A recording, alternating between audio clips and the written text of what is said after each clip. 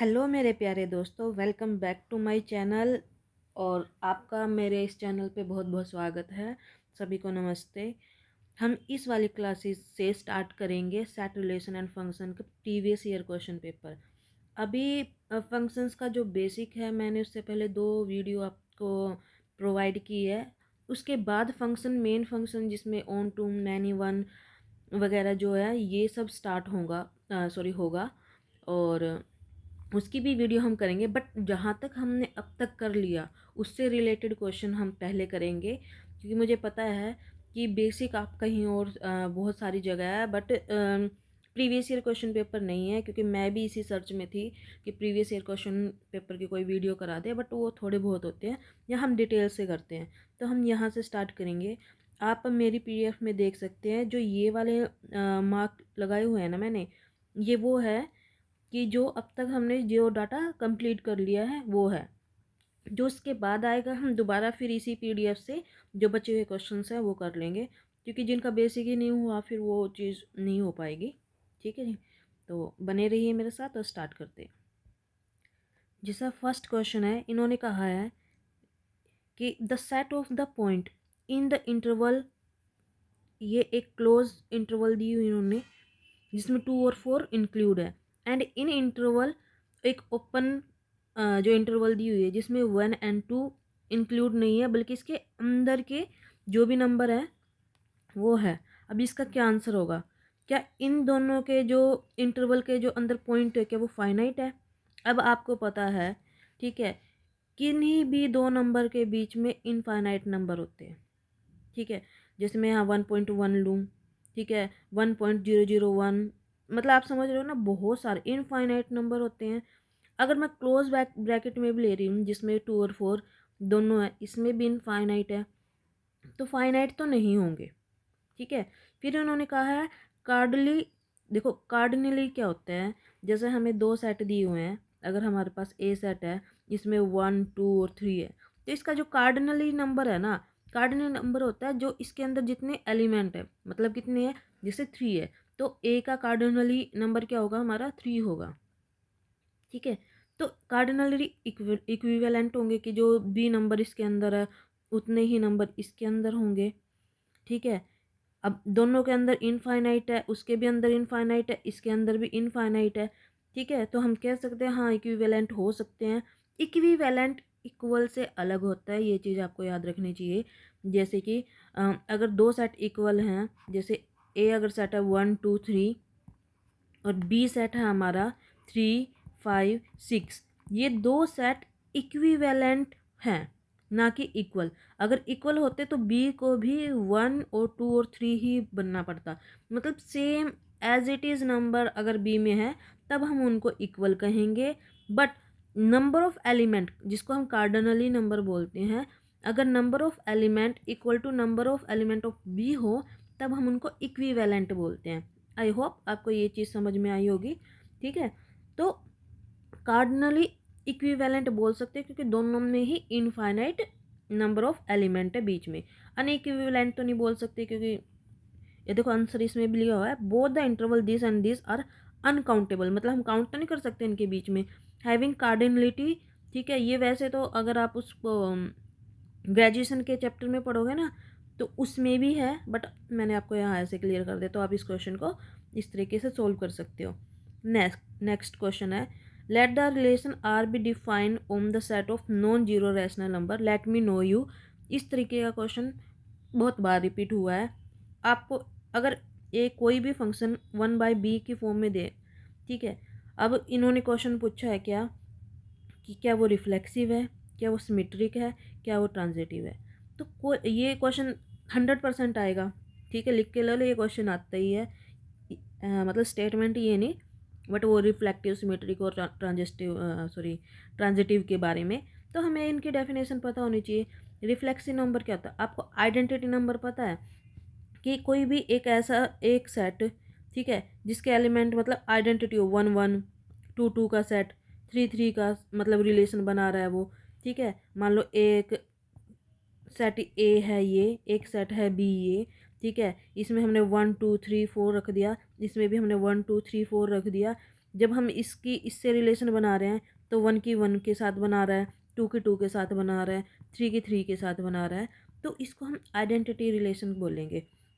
और यहाँ मैं आपको आइडेंटिटी रिलेशन क्यों पढ़ा रही हूँ, क्योंकि आइडेंटिटी रिलेशन से ही रिफ्लेक्सिव रिलेशन बना है। कैसे? आइडेंटिटी रिलेशन में 1 1 2 2 3 3 एग्जैक्ट वो ही आएंगे। मान लो अगर ए के पास 1 2 और 3 है, तो इसके आइडेंटिटी जो हमारे सेट बनेंगे वो हमारे 1 1 2 का 2 के साथ और 3 का 3 के साथ, इसके अलावा नहीं होना चाहिए, एग्जैक्ट इतना ही होना चाहिए। बट रिफ्लेक्सिव में क्या होता है कि आपके पास ये तो होंगे ही, 1 1 2 2 3 3 तो होंगे ही, इसके अलावा अगर वो 1 3 भी रिलेशन बना रहा है, 2 3 भी बना रहा है, मतलब एक्स्ट्रा कितने भी बना रहा है, उससे हमें मतलब नहीं। बट ये तीनों के बन गए ना, तीनों का आइडेंटिटी बन गया ना, तो उसको हम रिफ्लेक्सिव बोलते हैं। आई होप आपको ये चीज़ समझ में आई होगी। ठीक है, और अब हम चलते हैं सिमेट्रिक पे। सिमेट्रिक रिलेशन क्या बोलती है? एक बार डेफिनेशन आपको ज़रूर पता होनी चाहिए, क्योंकि अगर डेफिनेशन नहीं पता होगी ना आपको, फिर आपको दिक्कत पड़ेगी, फिर आप कैसे कर पाओगे। ये मैं बड़ी तो कर रही हूँ, ठीक है, जैसे कि ये साफ़ कर लेते हैं एक बार ना, यहाँ चलते हैं। अगर हमारे पास कोई भी सिमेट्रिक मैट्रिक्स है, ठीक है, अगर मैं चलती हूँ सिमेट्रिक पे, तो सिमेट्रिक मैट्रिक्स क्या होगी? मान लो कोई सेट है, ठीक है, 1 2 3 4, उसमें रिलेशन दे दिया, ठीक है, कोई भी रिलेशन दे दिया, तो अगर वहाँ पे 1 2 है ना, तो वहाँ पे 2 1 भी होना चाहिए उस रिलेशन में। मान लो इन्होंने कहा अभी कोई भी हमारे पास सेट है, जो कोई भी रिलेशन दी हुई है इस तरीके की, अगर वहाँ पे 2 3 है ना, तो उसी रिलेशन में 3 2 भी होना चाहिए। ठीक है, अगर 1 4 है ना, तो 4 1 भी होनी चाहिए। तो अगर ये सारी चीज़ें उसमें होती है तो हम कह देते हैं कि हाँ ये सिमेट्रिक है। ठीक है, ऐसे ही अगर हम ट्रांजिटिव की बात करें ना, ट्रांजिटिव में थोड़ा सा अलग है सिमेट्रिक से, कि अगर हमारे पास 1 2 है और 2 3 है, ठीक है, मतलब एक कॉमन हो गया ना एलिमेंट, तो उसके अंदर 1 3 भी होना ही होना चाहिए। अगर हमारे पास 2 1 है और 1 3 है, तो इसके अंदर 2 3 भी होना ही होना चाहिए। अगर 2 3 नहीं है तो वो ट्रांजिटिव नहीं है। और जो भी रिलेशन जो रिफ्लेक्सिव भी है,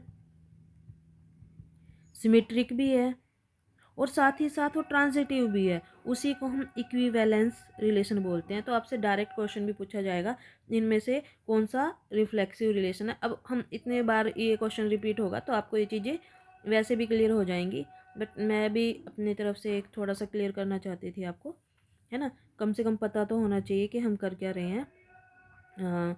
जैसे कि अगर ए है हमारे पास, ए इक्वल टू 1/b, कोई भी रिलेशन दे दिया ए टू बी, दिया हुआ ना कि ए से बी तक, तो हमें बताना है क्या वो रिफ्लेक्सिव है। ठीक है, पहला ऑप्शन देखते हैं क्या वो रिफ्लेक्सिव है। अब देखो, अगर मैं ए की जगह ए इक्वल टू 1/b है, अगर मैं बी की जगह, आप ऐसे बना लो ना, बी की जगह मैं 1 रखती हूँ, तो ए टू बी है ना, मतलब पहला एलिमेंट उसमें ए की वैल्यू, दूसरे में बी की वैल्यू। अगर मैं बी को मैं 1 रखती हूँ तो ए भी हमारा 1 1, हाँ ठीक है, ये आइडेंटिटी है।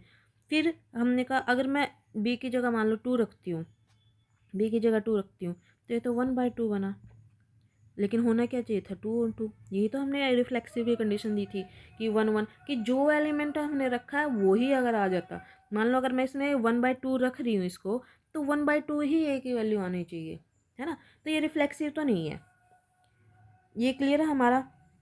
तो अगर ये रिफ्लेक्सिव नहीं है तो इसमें क्या है, transitive but not reflexive, reflexive and transitive. देखो रिफ्लेक्सिव तो है नहीं, तो ए और बी ऑप्शन तो हमारा कट ही गया। अब हम सिमेट्रिक देख लेते हैं कि सिमेट्रिक है या नहीं है। अब सेम चीज़, अगर ए हमें 1/b दिया हुआ है, हमने क्या कहा था, अगर 1 एंड 2 हो तो 2 और 1 भी इसमें एग्जिट होने चाहिए। अगर मैं ए की वैल्यू 1 रखती हूँ तो 1 1, ठीक है चलो, तो इसका दूसरा भी 1 1 है। अगर मैं बी की वैल्यू 2 रखती हूँ तो ए की वैल्यू 1/2 आई। क्या उल्टा भी ये है? मतलब अगर मैं बी की वैल्यू 1/2 रख लेती हूँ, है ना, इसकी वैल्यू 1/2 रखती हूँ, तो 2 और 1 है, तो अगर 1 2 है तो 2 1 भी है ना। ऐसे ही अगर मैं इसकी जगह 1/3 रखती हूँ तो ए की वैल्यू 3 आएगी, और इसका उल्टा भी है कि 3 की वैल्यू 1/3 भी है। इसका मतलब हम कह सकते हैं ना, आप समझ रहे हो ना, अगर ए बी है और बी सी है, अगर ए बी है तो बी ए भी होना चाहिए, अगर ए बी है तो बी ए भी हो गया है। हर एक केस में आप रियल नंबर का कोई भी पॉइंट वाला, माइनस वाला, कोई भी इंटीजर, कोई भी रैशनल नंबर, कुछ भी रख लो, तो ये सब के लिए सेटिस्फाई कर रहा है। तो हम कह सकते हैं कि ये चीज़ हमारी रिफ्लेक्सिव तो न, सॉरी, सिमेट्रिक तो है। ठीक है, अभी इन्होंने कहा सिमेट्रिक है बट रिफ्लेक्सिव नहीं है। हाँ, रिफ्लेक्सिव तो है ही नहीं, बट हमें ट्रांजिटिव भी देखनी पड़ेगी। इन्होंने कहा but not reflexive and transitive. देखो, चलो रिफ्लेक्सिव नहीं है बट ट्रांजिटिव तो है, तो ये ऑप्शन भी कैंसिल हो गया। तो हमें वैसे भी पता है कि ये आंसर आने वाला है। ट्रांजिटिव चेक मत भी करो तब भी हो जाएगा, बट मैं आपको करके इसलिए दिखा रही हूँ कि एक ही क्वेश्चन में करके दिखाऊंगी, आने वाले क्वेश्चन में हम रहने देंगे फिर करना, है ना। तो जैसे इन्होंने कहा है A = 1/b है, हमने कहा था कि अगर ए बी है और बी सी है तो इसमें सी ए भी होना चाहिए। Got it. देखो, अगर मैं ए की वैल्यू, अगेन 1 1 तो नहीं रखते, वो तो चलो है ही है। अगर मैं ए की वैल्यू 2 रखती हूँ तो बी की वैल्यू 1/2 आई, है ना, तो ए भी हो गया। अब बी की वैल्यू अगर मैं समथिंग रखती हूँ, मतलब 1/2 रखती हूँ, तो ये तो 2 आया। इसका मतलब 2 भी होना चाहिए, आप समझे। अगर ये ए और बी है, ये बी और सी है, तो इसमें अभी मैंने क्या कहा, ट्रांजिटिव की कंडीशन, इसमें ए और सी होना चाहिए। ए ये है, सी ये, मतलब 2 भी होना चाहिए। हमने ऊपर ही तो किया कि रिफ्लेक्सिव है ही नहीं, ये 2 दे ही नहीं रही है, ये तो 2 और 1/2 दे रहे हैं, इसका मतलब ट्रांजिटिव भी नहीं है। आपको समझ में आ गया होगा, क्योंकि ये क्वेश्चन रिपीट भी होता है, और ये बाय वाली तो इतनी बार रिपीट हुई है, आप आने वाले इसमें देखोगे भी, ठीक है, स्लाइड्स में, कि आप ना देखे, अगर बाय वाले है भाई सिमेट्रिक है, ना ये रिफ्लेक्सिव है ना ये ट्रांजिटिव है, और जब रिफ्लेक्सिव नहीं है, ट्रांजिटिव नहीं है, सिर्फ सिमेट्रिक है, तो इक्विवेलेंट भी नहीं है, तो क्वेश्चन ऐसे भी पूछा जाएगा। देखो, ये इसका सोल्यूशन दिया हुआ है, पॉज करके देख लेना अगर आपको ऐसे समझ में आता है, बट जैसे मैंने समझाया है, मुझे लगता है वो तरीका ज़्यादा बेटर है। अब देखना इस पे भी, let R be a relation on a set A such that, इस तरीके से कि R equal to R inverse, मतलब R equal to R inverse, अगर मैं ये 1 लेती हूँ, मतलब ये 2 लेती हूँ, तो 2 इक्वल टू 1/2, मतलब ऐसे रिलेशन दिया हुआ है। देन तो इसमें से क्या रिफ्लेक्सिव है, क्या सिमेट्रिक है, क्या ट्रांजिटिव है, क्या, या इनमें से कुछ भी नहीं है, हमें ये देखना है। ठीक है, अब देखते हैं। देखिए, आर इक्वल टू 1/r, तो क्या ये वही ना होगा, 2 = 1/2। अभी अभी मैंने कहा बाय वाला अगर आपको दिख जाता है ना, जैसे A = 1/b था, तो उसे वो सिर्फ सिमेट्रिक बनेगा। आप खुद देख लो कि अगर मैं ए की वैल्यू 1 रखती हूँ, चलो आ गया, ठीक है। अगर मैं 2 रखती हूँ तो ये 1/2 नहीं बन रहा है, अगर 3 रखती हूँ तो 1/3, तो आइडेंटिटी तो आया ही नहीं है, मतलब रिफ्लेक्सिव तो हुआ नहीं, रिफ्लेक्सिव भी नहीं है, ट्रांजिटिव भी नहीं है। अभी अभी जो एक्सप्लेन किया, सेम एक्सप्लेनेशन इस चीज़ के लिए आएगा, तो आपको ज़्यादा सोचने की ज़रूरत नहीं, आपको लगाना है कि ये सिमेट्रिक है। ठीक है, हम नेक्स्ट चलते हैं, जिस पे मैंने ये टिक लगाया हुआ है ना, सिर्फ वही है हमारा, क्या होगा, आंसर होगा। नेक्स्ट चलो, जैसे ये let a relation R be defined over the set of non zero real number A to B, एक रिलेशन है, आर स्मॉल पालो या बड़ा पालो जो भी मर्जी, A = 2/b है। अब सेम देखो, फिर वही बात है, मैंने कहा था बाय वाला तो सिमेट्रिक ही बनेगा, सोल्व भी करके देख सकते हो। ए और बी की वैल्यू निकालो, अगर ए को आप ना, बी को अगर आप 1 रखते हो, ठीक है, सॉरी, बी को अगर आप 1 रखते हो, तो ए की वैल्यू कितनी आई, 2 आई, तो आइडेंटिटी तो आई ही नहीं है। आप ये देखो ना, आइडेंटिटी तो आई ही नहीं है। हाँ, बट अगर आप बी को 2 रखते हो तो ए की वैल्यू 1 आ गई, फिर भी नहीं आई। तो जब ये रिफ्लेक्सिव तो हुआ ही नहीं, रिफ्लेक्सिव नहीं तो ट्रांजिटिव नहीं, बट ये सिमेट्रिक है। सेम एक्सप्लेनेशन जैसा हम ऊपर वाले 2 क्वेश्चन में हमने किया है। ठीक है, अगर आपको नहीं समझ में आया, ये वाला एक्सप्लेनेशन दोबारा समझना हो, तो आप कमेंट कर सकते हैं। ठीक है, कि हमें नहीं आया, फिर मैं आपको दोबारा और करवा दूँगी। अब जैसे ये वाला क्वेश्चन देखो, ठीक है, ये भी यूपी पीजीटी 2021 में आया है। अगर एक्स हमारे पास, मतलब कोई फंक्शन, कोई सेट है 1 2 3 4, देन द रिलेशन, और इसी से बनी हुई एक रिलेशन दी हुई है 1 1 2 2 3 3 4 4 3 2 2 3 2 1 1 2। तो आपको बताने में से क्या, बस अभी हमें इसमें से देख के ही बताना, हमें इस उसमें बल्कि वैल्यू पुट करके देखनी थी, इसमें आपको वैल्यू पुट नहीं करनी। रिफ्लेक्सिव है, रिफ्लेक्सिव का हमें पता, अगर 4 सेट है ना तो चारों की आइडेंटिटी होनी चाहिए, 1 की है, 2 की है, 3 की है, 4 की। तो रिफ्लेक्सिव तो ये है, जहाँ भी रिफ्लेक्सिव नोट दिया हो ना उसको काट दो, नोट रिफ्लेक्सिव तो ये ऑप्शन है ही नहीं है, ठीक है। और कहीं दिया हुआ है, ठीक है, ये रिफ्लेक्सिव मतलब एक तो हमारा कट गया ऑप्शन। अब नेक्स्ट देखो, फिर उन्होंने कहा हम सिमेट्रिक देखते हैं। अगर हमें पता सिमेट्रिक देखने में क्या होगा कि अगर हमारे पास जैसे 3 2 दिया हो ना तो 2 3 है, हाँ 2 1 है तो 1 2 भी है, हाँ तो ये सिमेट्रिक भी है, ठीक है। अब ट्रांजिटिव देखते हैं। आपको ऐसा नहीं है कि सबको चेक करना है, आपको सिर्फ जो गिवन रिलेशन है ना उसमें चेक करना है। अब अगर जैसे यहाँ 3 2 है, 2 3 है, क्या 3 3 भी है, हाँ है, ठीक है। चलो नेक्स्ट। अब और कौन सा देखे, जैसे ये है 2 1 है, 2 1, ठीक है, तो 2 2 भी है, हाँ है, ठीक है। और साथ में और क्या नहीं है, अगर हम ये लेते हैं, अगर मैं इसमें से उठा के कोई 3 2 ले लेती हूँ और फिर 2 3, ये तो है, अच्छा। और अगर मैं 1 3 लेती हूँ और 3 2 लेती हूँ, है ना, तो क्या इसमें 1 2 है, 1 2 भी है, ये भी है, ठीक है। और साथ में अगर एक और होता है सेट जिसकी वजह से ना हो नहीं पाती ट्रांजिटिव, मैं एक बार चेक कर लेती हूँ। जैसे कि 3 2 है और 2 3 है तो 3 3 भी है, जैसे 3 1 है और 1 2 है, अगर हम ये ले लेते हैं तो क्या 3 2 भी है इसमें, 3 2 भी है, ठीक है, ये भी ठीक है। और अगर हम 1 3, एक मिनट, 1 2, ये देख लेते हैं ना, 1 2 और 2 3 ले लेते हैं, 1 3 था, ये तो चेक कर लिया था हमने, है ना। 1 3 है इसमें, नहीं, देखा 1 3 है नहीं। अगर हम 1 2 लेते हैं इस रिलेशन में, देखो अब ये सेट दिया हुआ है तो आपको रिलेशन तो आपका कुछ भी बन सकता है ना, इसी सेट से गिवन रिलेशन में हमें देखना है। और अगर 2 3 का भी रिलेशन बन सकता है, बट यहाँ क्या 1 3 है, नहीं है। अब ये है ना, देखो मेरे को याद नहीं आया, हम इतना चेक नहीं कर सकते, बट कई बार जब हम प्रैक्टिस कर लेते हैं ना तो हमें याद रहता है, अच्छा इसमें तो ऐसा ऐसा हुआ था कि इसमें तो बना ही नहीं था, ठीक है। तो बार बार और बार आप प्रैक्टिस करोगे तो ये क्लियर हो जाएगा, तो कुछ चीज़ें ना याद भी हो जाती हैं, ठीक है। नेक्स्ट हम चलते हैं, अब एक क्वेश्चन और करा देती हूँ, चलो दो करा देते हैं ये।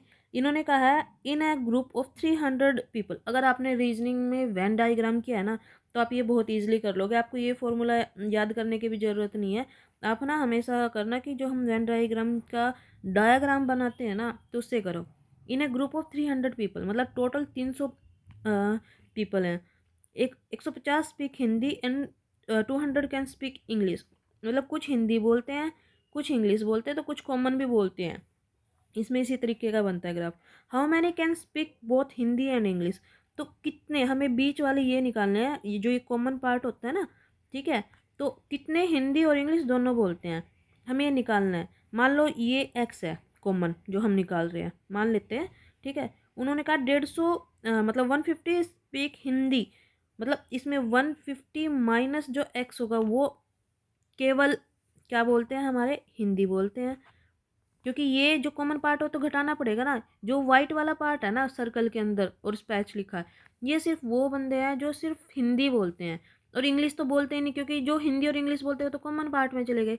ऐसे ही टोटल इन्होंने बताया कि इंग्लिश बोलने वाले 200 हैं, बट 200 में से एक्स चले गए कॉमन पार्ट में, तो सिर्फ इंग्लिश बोलने वाले 200 माइनस एक्स हो गए, ठीक है। और टोटल दिया हुआ 300, तो आप कर लो, अगर हम सिर्फ हिंदी बोलने वाले, सिर्फ इंग्लिश बोलने वाले और जो कॉमन है वो सब मिला के ही तो 300 है। या आप इस तरीके से भी कर सकते हो, देखो याद आपकी मर्जी है, इस पे लिखा हुआ है, ये हमने 11th 12th में किया हुआ है, बट मैं इस तरीके से करती हूँ क्योंकि ये रीजनिंग में भी किया है ना।